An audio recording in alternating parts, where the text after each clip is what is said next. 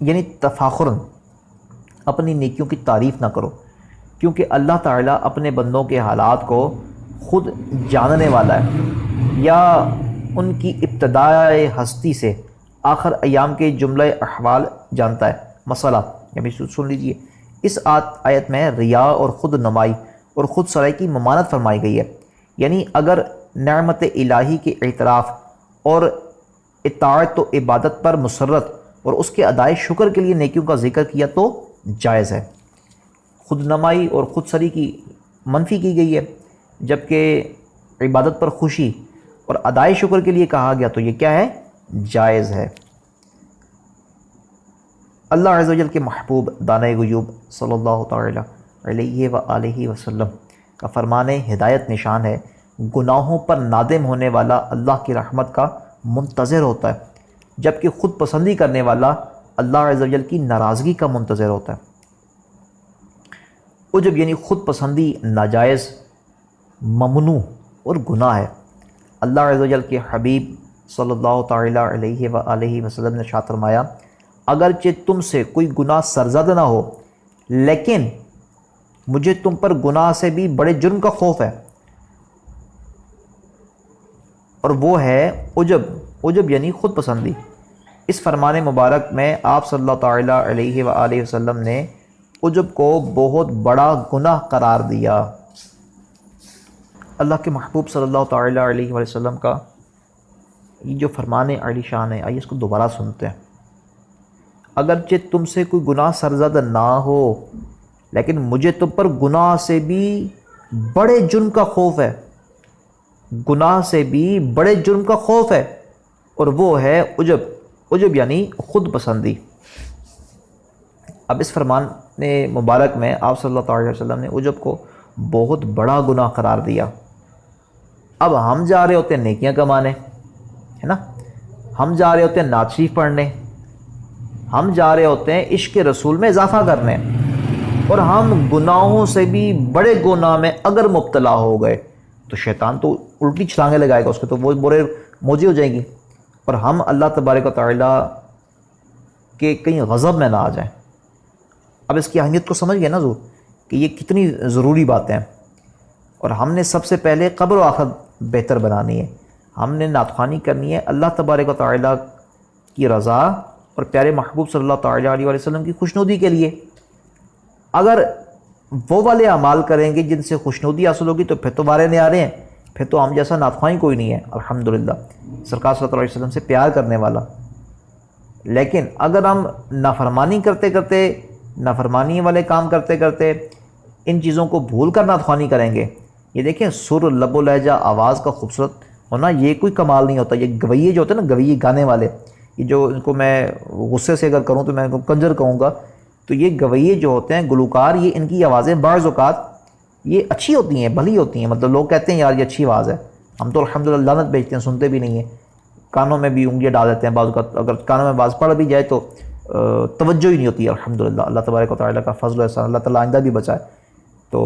لیکن یہ کہ یہ لوگ کہتے ہیں یار یہ بڑی سریلی آوازیں ہوتی ہیں، یہ مطلب لوگ اس کو انجوائے کرتے ہیں، انٹرٹین ہوتے ہیں۔ تو بہرحال اگر ہم نے گویہ ہی بننا ہے، ہم نے گانے گانا والا ہی بننا ہے، مطلب گانے گانے سے مراد یہی ہے نا کہ دل میں کچھ اور ہوگا، دل میں سرکار صلی اللہ علیہ وسلم کی محبت نہ ہوئی،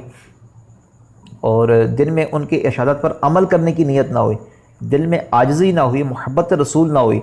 تو پھر تو ہم صرف پڑھنے والے بن گئے نا، تو یہ تو ٹھیک نہیں ہے۔ آئیے مزید سنتے ہیں۔ اور کسی بھی ظاہری و باطنی گناہ سے بچنا ہر مسلمان پر فرض ہے، چنانچہ اللہ تبارک و تعالیٰ قرآن کریم میں ارشاد فرماتا ہے، پارہ نمبر 8 سورہ انعام آیت نمبر 120، ترجمہ کنز ایمان، اور چھوڑ دو کھلا اور چھپا گناہ، چھوڑ دو کھلا اور چھپا گناہ۔ حجت الاسلام حضرت سیدنا امام ابو حامد محمد بن محمد غزالی رحمۃ اللہ تعالی علیہ لکھتے ہیں، جو شخص علم و عمل اور مال کے ذریعے اپنے نفس میں کمال جانتا ہو، اس کی دو حالتیں، ایک ان میں سے ایک یہ ہے کہ اسے اس کمال کے زوال کا خوف ہو، یعنی اس بات کا ڈر ہو کہ اس میں کوئی تبدیلی آ جائے گی یا بالکل ہی سلب اور ختم ہو جائے گا تو ایسا آدمی خود پسند نہیں ہوتا۔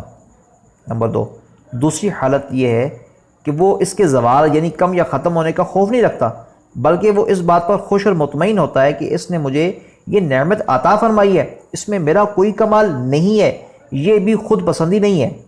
اور اس کی ایک تیسری حالت بھی ہے جو خود پسندی اور اس کی تیسری حالت بھی یہ ہے، وہ یہ ہے کہ اس کے کمال کے زوال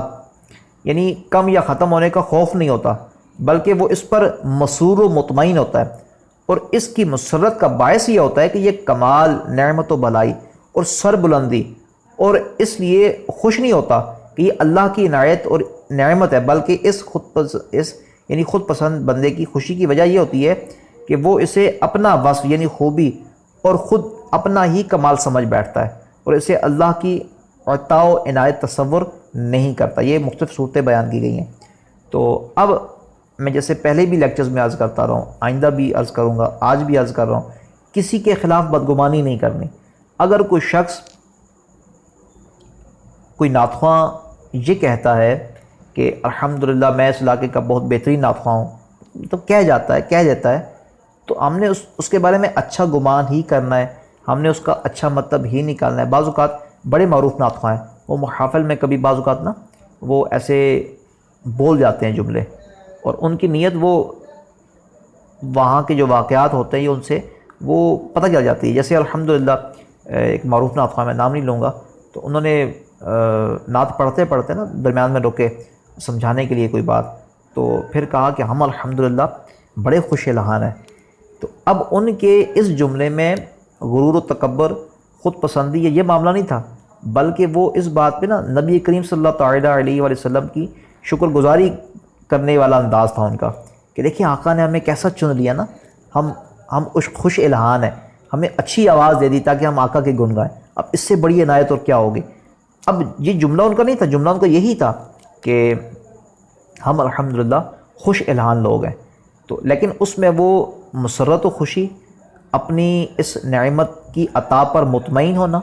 اور سرکار صلی اللہ تعالیٰ علیہ وسلم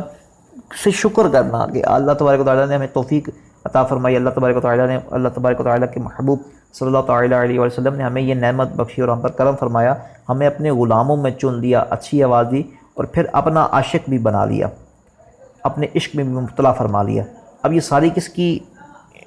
کرم نوازی ہے؟ اللہ تبارک و تعالیٰ کی، اس کے پیارے محبوب صلی اللہ تعالیٰ علیہ وسلم کی۔ تو ہم نے دوسروں پر اعتراض برائے اعتراض نہیں کرنا، بلکہ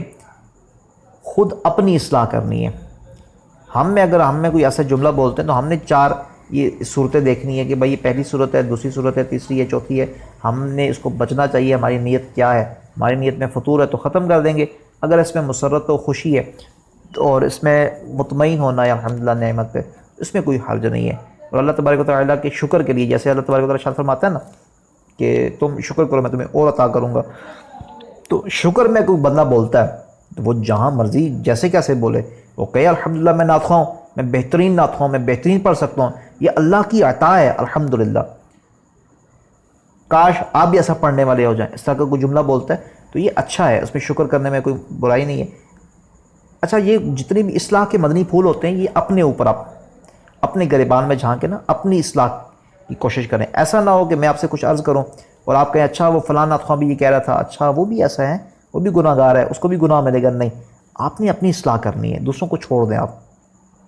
ولی کامل حضرت سیدنا جنید بغدادی رحمۃ اللہ تعالیٰ علیہ کا ایک مرید ہر رات خواب میں دیکھتا کہ فرشتہ اسے شاہی سواری پر بٹھا کر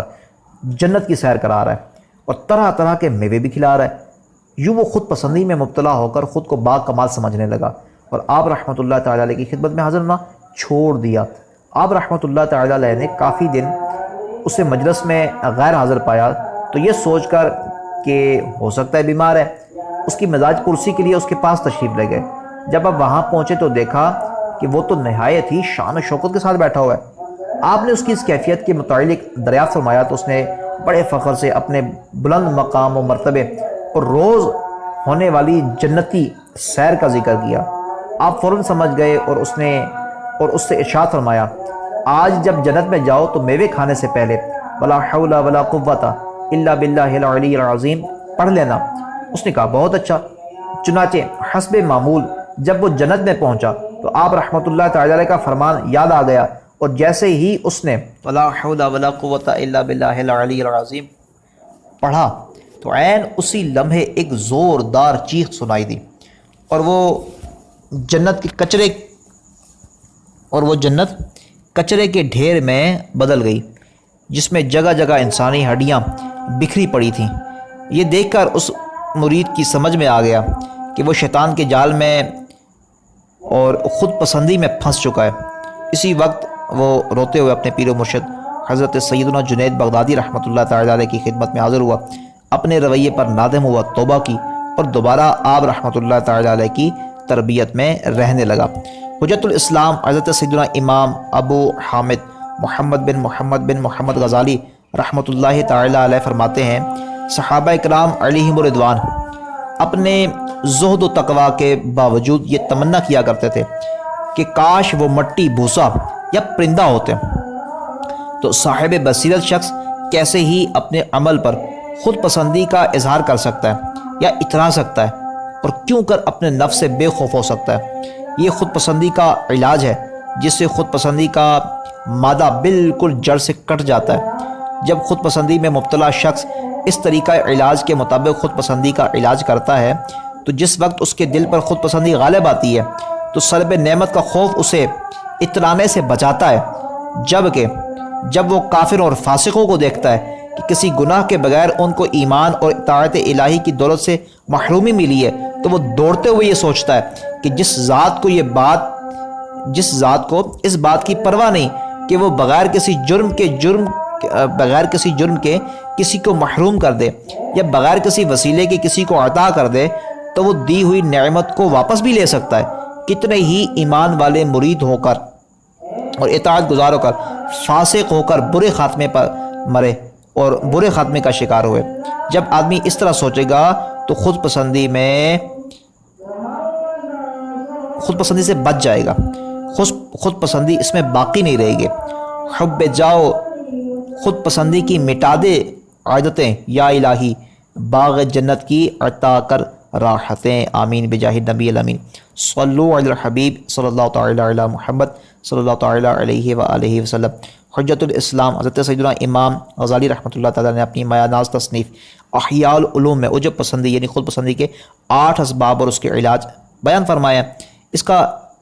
اجمالی خاکہ آپ کے سامنے رکھتا ہوں۔ نمبر 1، پہلا سبب اپنی جسمانی خوبصورتی کے حوالے سے خود پسندی میں مبتلا ہونا، اور اس کا علاج یہ ہے کہ بندہ اپنی باطنی گندگیوں پر غور کرے اور اپنے آغاز و انجام کے بارے میں سوچ بچار کرے۔ نمبر 2، دوسرا سبب اپنی طاقت و قوت پر ناز کرنا، اور اس کا علاج یہ ہے کہ بندہ یہ سوچے کہ اللہ تبارک و تعالی معمولی سی آزمائش میں مبتلا ہو کر فرما کر یہ قوت واپس لے سکتا ہے۔ تیسرا سبب عقل اور ذہانت کے حوالے سے خود پسندی میں مبتلا ہونا، کہ اس کا علاج یہ ہے کہ بندہ یہ سوچے کہ کسی مرض یا حادثے کے سبب یہ نعمت چھن سکتی ہے۔ چوتھا سبب عالی نسب ہونے پر فخر کا اظہار کرنا، اس کا علاج یہ ہے کہ بندہ یہ سوچے اپنے آباء و اجداد کی مخالفت کے باوجود اس کے درجے تک پہنچ جانا کیسے ممکن ہے۔ پانچواں سبب ظالم کی حمایت پر اطمینان، کہ اس کا علاج یہ ہے کہ بندہ ان ظالم لوگوں کی اخروی انجام کی طرف نظر رکھے۔ چھٹا سبب اپنے نوکر چاکر وغیرہ پر اطمینان، کہ اس کا علاج یہ ہے کہ اپنی کمزوری پر نظر رکھے اور یہ بات ذہن نشین کر لے کہ تمام لوگ اللہ عز و جل کے عاجز بندے ہیں۔ ساتواں سبب مال پر اطمینان، اور اس کا علاج یہ ہے کہ مال کی آفات اور اس کے حقوق اور اس سے پیدا ہونے والے تمام فتنوں کو پیش نظر رکھے۔ آٹھواں سبب اپنی غلط رائے پر اطمینان، کہ اس کا علاج یہ ہے کہ بندہ اپنی رائے کی صحت پر ہرگز بھروسہ نہ کرے کہ کچھ پتہ نہیں اللہ تبارک و تعالیٰ کی خفیہ تدبیر کیا ہے۔ صلو علی الحبیب صلی اللہ تعالی علی محمد صلی اللہ تعالی علیہ وآلہ وسلم۔ حضور ہم نے یہ خود پسندی کے حوالے سے بہت کچھ سن دیا، الحمدللہ رب العالمین، اور شیطان نے ہو سکتا ہے سستی دلائی ہو کہ یہ والا لیکچر نہیں سنا، لیکن الحمدللہ ہم نے یہاں تک پہنچ گئے، سننے میں کامیاب ہو گئے۔ اب اس میں سے ہم پورے لیکچر میں سے مدنی پھول چننے کی کوشش آپ کریں کہ کہاں کہاں خود پسندی کا معاملات ہو سکتے ہیں۔ پچھلے دنوں یہ مرشد کریم کے اور دعوت اسلامی کے ابتدائی دور میں ایک علامہ صاحب ہیں، وہ مرشد کریم کے ساتھ رہے ہیں، بہت پیاری شخصیت ہیں، ان کے بارے میں انشاءاللہ پورا ایک لیکچر میں آپ کو دینے کی کوشش کروں گا۔ تو انہوں نے بتایا کہ یہ اویس بھائی جو ہے نا، محمد اویس رضا قادری، تو انہوں نے، میں مدینے چلا، شاید میں پچھلے لیکچر میں بھی اس طرح کا کچھ عرض کیا تھا، تو مجھ سے فرمایا تھا کہ یہ میں چلا، میں کیا چیز ہے نا۔ تو پھر وہ مرشد کریم کے فرمانے کے بعد محفل میں وہیں پہ انہوں نے لکھا، گھر بیٹھے بہترین نعت خوان بننے کا موقع، آن لائن نعت کورسز جن میں 50,000 لکھی ہوئی نعتیں، 5,000 نعتیں، 100 سے زائد درود و سلام، 9 مختلف زبانوں پر مشتمل نعتیں، 300 سے زیادہ لیکچرز اور اسباق اور بہت کچھ شامل ہے۔ مزید معلومات کے لیے دیے گئے نمبر پر رابطہ فرمائیں۔ یا نور الہدی السلام علیک یا نور الہدی السلام علیک۔